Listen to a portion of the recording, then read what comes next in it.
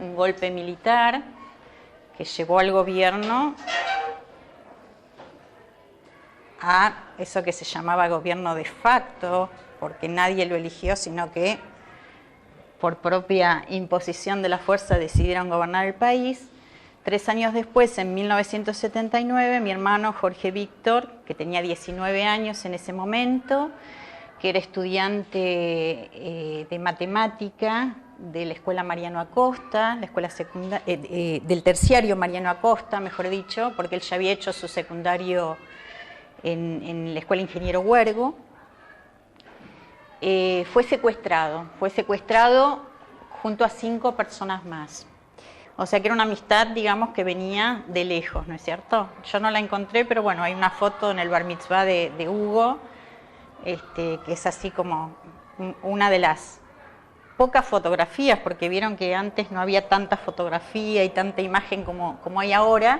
Entonces, bueno, una de esas fotografías con Hugo en su bar mitzvah es una de las que nosotros siempre circulan así para mostrar, para recordar. Y otras 3 personas, Carlos Pérez y Mirta Silver, compartían con mi hermano Jorge y con Hugo y con el otro Jorge un taller literario que se llamaba Horacio Quiroga. Por ahí escucharon Horacio Quiroga, cuentista argentino, cuentos de la selva, ¿no? Entonces, bueno, ellos escribían cuentos. Y bueno, una amiga más, era un sábado a la noche, el día que se reunían en la casa de Hugo, una actividad social como cualquiera que se puede reunir un sábado a la noche. Y bueno, como eran, digamos, los operativos en ese momento, que eran siempre personal de civil, armados, en autos Ford Falcon, estacionaron en la puerta del edificio en el barrio de Once, en Ecuador 318, tocaron el timbre del portero, le dijeron que le indique dónde estaba la casa de Hugo, y se lo llevaron, y nunca más supimos más nada de ellos.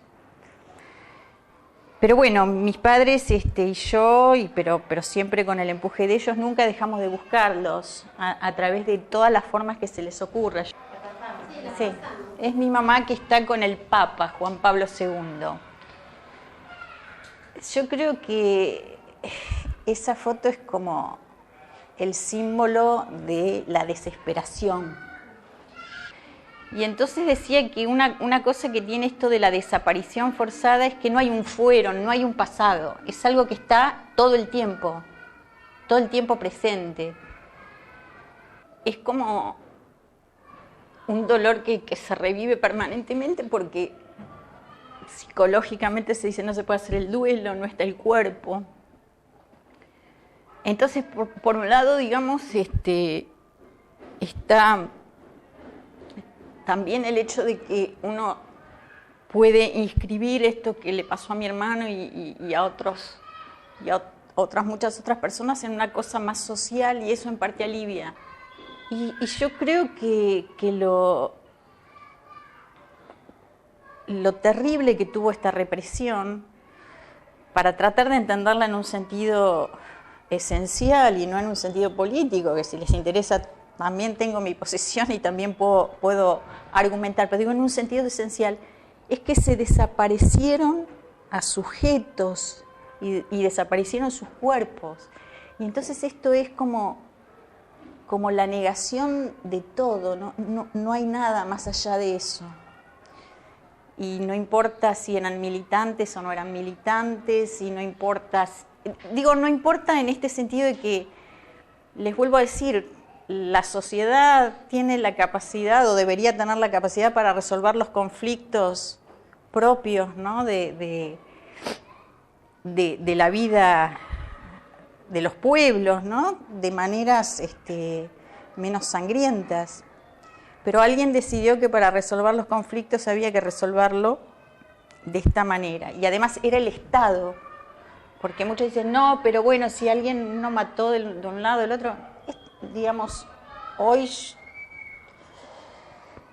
es algo terrible. O sea, el hecho de la destrucción del otro por la imposición de ideas es algo muy terrible.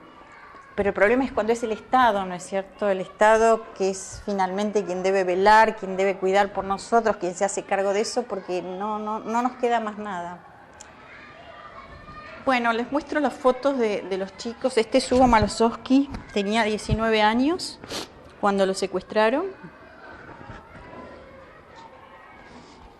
Estos son Mirta Silver y Carlos Pérez, que eran un matrimonio, tenían 30 años cuando lo secuestraron.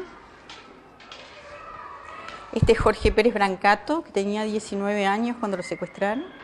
Este es mi hermano Jorge Víctor, que tenía 19 años cuando lo secuestraron. Y esta es Noemí Beitoni, que tenía 20 años cuando la secuestraron. Y nosotros tuvimos la suerte de encontrar documentación, digamos, donde se relataba cómo fue el procedimiento, y sabemos que lo llevaron a Campo de Mayo. Pero bueno, nunca más, es toda la información que tenemos. Creo que del dolor un poco también se aprende. Sería preferible no tener que aprender del dolor, pero es así. Mi hermano y yo éramos personas con pensamiento político, ¿no es cierto? O sea, teníamos una mirada sobre lo que ocurría. No es que no sabíamos. Y de hecho yo tengo muchos amigos de distintos espacios, de distintos ambientes, que también, digamos, fueron secuestrados. Gregorio Sember, por ejemplo, que fue un muy amigo mío, que nos conocimos cuando trabajamos en la Escuela Neve Shalom, que era profesor de educación física, que era una persona extraordinaria en su actividad, que ahora se hace en homenaje de él en una carrera, una maratón en Barcelona donde vive el hermano, y otras personas que, bueno, yo estudiaba música en ese momento, entonces, por un lado, ciertos ámbitos, digamos, de lo artístico, de la cultura, y además la colectividad judía, digamos, fue particularmente, digamos, no como colectividad, ¿no es cierto?, pero es cierto que siempre, que es esto que yo publiqué un poco en un artículo que salió en una revistita que sacó el Sholem Aleichem. Digamos, mi hermano y yo, los dos, mi hermano era 4 años más chico que yo, ¿no? Pero, digamos, en todos los años de la dictadura estábamos en la Tnuá Dror, que era un movimiento sionista socialista, y nosotros discutíamos mucho de lo que pasaba en el país y teníamos como una preocupación natural, si quieren, ¿no? Y una posición que por supuesto era contra los militares, pero bueno, eso era lo que hacíamos. Mientras tanto vivíamos, digamos. Yo iba al conservatorio, mi hermano, como les dije, iba al ingeniero Huergo, quiso hacer el ingreso a arquitectura, entonces en ese momento había que dar examen de ingreso en la facultad, entonces se preparó en un lugar que se llamaba Taller Escuela, después se arrepintió. No quiso hacer arquitectura y entonces entró al profesorado y vivíamos. Es muy raro de entender eso, pero en estas, digamos, coyunturas donde no son ¿cómo diría?, de conflicto, donde toda la sociedad está atravesada porque es una guerra tal vez o territorialmente. Entonces nada, vivíamos como se podía vivir.